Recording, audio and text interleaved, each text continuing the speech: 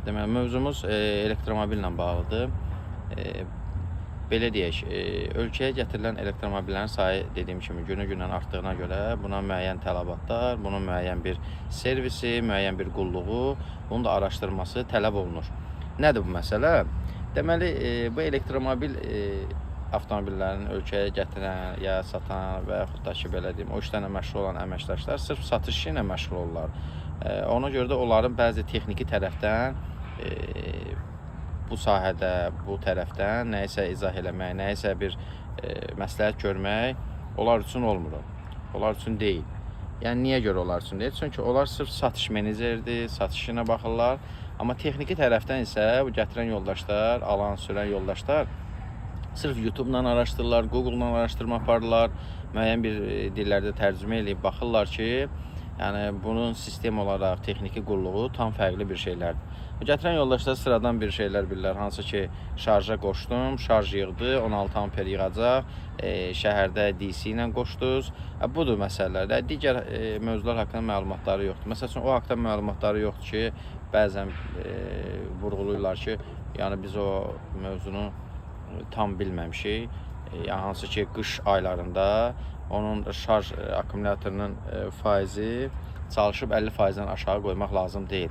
Hətta belə siz maşını gətirdiniz evə, qoşdunuz, o zaryadkada qalsın, belə deyim, şarjda qalsın, müəyyən saatlara qədər yığsın ki, ən azından 50%-dən yuxarı batareyanın zaryadkası olsun.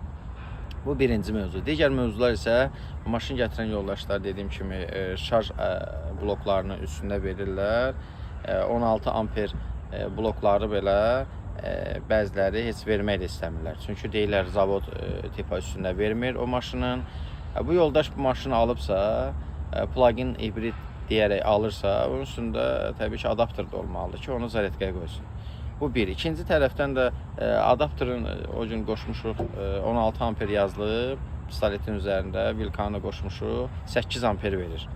Yəni bu o deməkdir ki, Custom metoduna alınmış adapterları da bu yoldaşlara hədiyyə adı olaraq üstündə verirlər. Hansı ki, üstündə gələni dəyişirlər. Orijinal məsələsi ki, qaldı, orijinal üstündə gələn adapter, orijinal özündə gəlib. Bu mövzular, yəni belə deyim də, reallığı əks etdirməyən mövzulardır. Niyə görə? Çünki hamısı Kitay məhsuludur. Kitayın istənilən şəhərində ya bölgəsində hansı adapteri alıb, o maşının içərisinə qoyub, yəni satmaq olur. Burada orijinallıq məsələsi, yəni kimsə qeyd eləyir, mən alanda deyiblər üstündə gələndir falan. Yox, araşdırmışıq ki, buradan dükandan alıb, veriblər onun üzərində. Olsun da, yəni onsuz da Kitay məhsuludur, hamısı da işləyir, dayanıqlıdır, müəyyən müddət sonra sıradan çıxma ehtimalı var. Bu bir məsələ. Digər məsələ isə hansı ki, evdə şarj cihazlarının qoşulması üçün müəyyən bir elektrik cəryan yuvaları olmalıdır. Xüsusi olaraq dediyim kimi 16 amperi dəstəkləyən belə deyim, elektrik yuvası olmalıdır. Bundan başqa həmin elektrik yuvasına nəzarət edən müəyyən bir relilər qoyulmalıdır. Dediyimiz kimi, bu bizim adi sıradan bildiyimiz ev məişət cihazı deyil, bu elektromobildir. Burada müəyyən təhlükəsizlik qaydalarına tam əmin olaraq onu dövrəyə qoşmaq lazımdır. Burada giriş avtomatı hər bir avadanlıqda olduğu kimi digər belə deyim, qurğu olaraq gərginlik relesidir. Gərginlik relesi hansı ki, gərginliyin müəyyən zaman çərçivəsində, müəyyən zaman anında anidən düşməsi və ya qalxması baş verərsə, həmin anda maşının adapterini və yaxud maşının hansısa bir blokunun sıradan çıxmasının qarşısını alır. Növbəti bir belə deyim də, relay isə dediyimiz kimi diferensial avtomatdır. Bu diferensial avtomat bildiyimiz kimi fərq cəryanına işləyir. Yəni burada maşın gövdəsi dəmir olduğu üçün gövdəyə cəryan sızması və yaxud gərginlik sızması olarsa, həmin anda insan toxunanda insanı gərginlik vurmasından xilas eləmək üçün diferensial mühafizə işə düşür və o dövrəni gərginlikdən ayırır. Bu 3 dənə mühafizə olsa, dövrə etibarlı olar.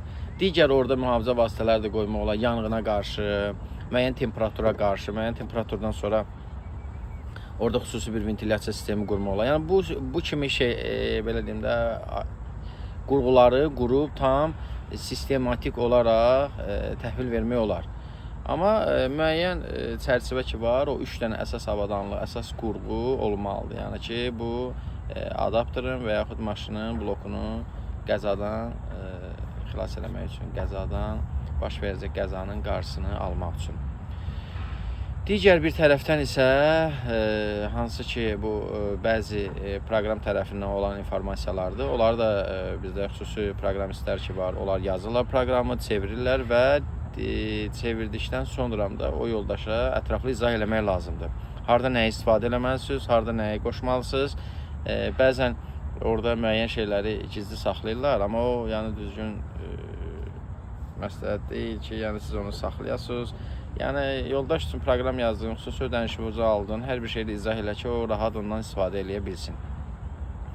Bu kimi yanlışlıqlara yol vermək lazım deyil və orada da elektromobil şarj cihazlarının panoların qurulması ilə bağlı, kimsə əlavə nəsə sualları olsa, elektromobilin özü ilə bağlı hansısa suallar olsa, kommentlərə qeyd edin. Biz orada onu araşdırma aparaq və düzgün, dəqiq informasiyalara uyğun cavablarımızı qeyd edək.